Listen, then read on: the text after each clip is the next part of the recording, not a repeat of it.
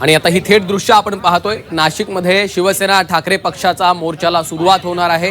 खड्ड्यांच्या मुद्द्यावरनं शिवसेना ठाकरे पक्ष आक्रमक झालेला आहे। संजय राऊत देखील या ठिकाणी आता थोड्याच वेळात पोहोचतील। आपण पाहतोय की मोठ्या संख्येने नाशिककर देखील यामध्ये सहभागी त्यांनी व्हावं असं आवाहन करण्यात आलेलं होतं। हा खड्ड्यांचा मुद्दा आहे, त्यामुळे या मुद्द्यावरनं आता शिवसेना ठाकरे पक्ष जरी आक्रमक झालेला असला तरी देखील सर्वसामान्य नाशिककरांनी यामध्ये सहभागी व्हावं असं आवाहन करण्यात आलेलं होतं। शिवसेना ठाकरे पक्षाचे अनेक नेते, कार्यकर्ते, पदाधिकारी आपल्याला या ठिकाणी पाहायला मिळत आहेत। गेल्या काही दिवसांपासून नाशिकमध्ये खड्ड्यांमुळे अनेकांना आपला जीव गमवावा लागलेला आहे। अत्यंत धक्कादायक आणि चिंता करणारी बाब आहे। त्यामुळे शिवसेना ठाकरे पक्ष आता याच मुद्द्यावरनं आक्रमक झालेला आपल्याला पाहायला मिळतं। अनेकांना या जीवघेण्या खड्ड्यांमुळे जीव गमवावा लागलेला आहे। त्याच मुद्द्यावरनं आता शिवसेना ठाकरे पक्ष आक्रमक झालेला आपल्याला पाहायला मिळतं। तर यमदूताच्या वेशभूषेमध्ये देखील आपल्याला एक व्यक्ती या ठिकाणी आलेला पाहायला मिळतो आणि थोड्याच वेळामध्ये आता या मोर्चाला सुरुवात होणार आहे। शिवसेना ठाकरे पक्षाचा हा मोर्चा आहे।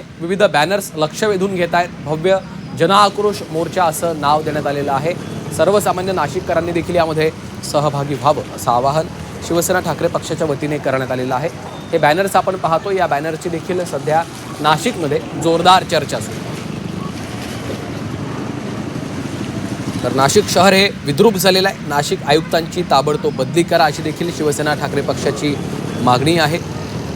गिरीश महाजन यांच्यावर देखील खासदार संजय राऊत यांनी टीकास्त्र डागलेलं आहे आणि खड्ड्यांच्या मुद्द्यावरून आता शिवसेना ठाकरे पक्ष आक्रमक झालेला आपल्याला पाहायला मिळतो। मोर्चामध्ये आता खड्ड्यांमुळे बळी घेतल्याने यम आणि रेडा हे दोन्हीही या ठिकाणी महामोर्चामध्ये हजर झालेत। आपण बघू शकतो जन आक्रोश मोर्चामध्ये रेडा आणि यम या ठिकाणी तुम्ही आणलेला काय बघा।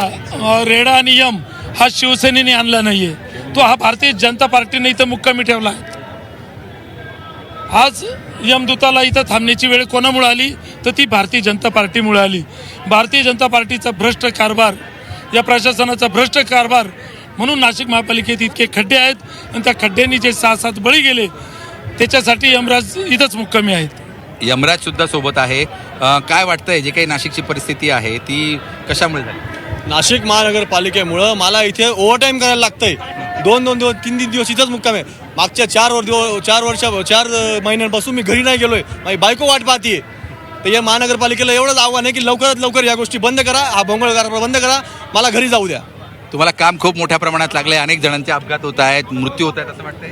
खूप प्रमाणात, जास्त प्रमाणात, म्हणजे एक गंगापूरला जात नाही तेवढ्यात मला पाथरी पाट्याला जायला लागते, पाथरी पाट्याला जाते तेवढं नाशिक रोडला पळायला लागते। हे जे काम आहे ते एक सुरळीतपणे झालं पाहिजे, काम लवकरात लवकर संपावं एवढीच महानगरपालिकेकडे एक यमदूत स्वतः विनंती करतोय। आपण बघू शकतो की यम स्वतः विनंती करतो आहे की लवकरात लवकर रस्ते दुरुस्त करावेत, खड्डे जे आहेत ते खड्डे या ठिकाणी बुजवावेत आणि लोकांचे जीव वाचवावेत। व्हिडिओ जर्नलिस्ट सोनू भिडेसह योगेश खरे, झी मीडिया नाशिक।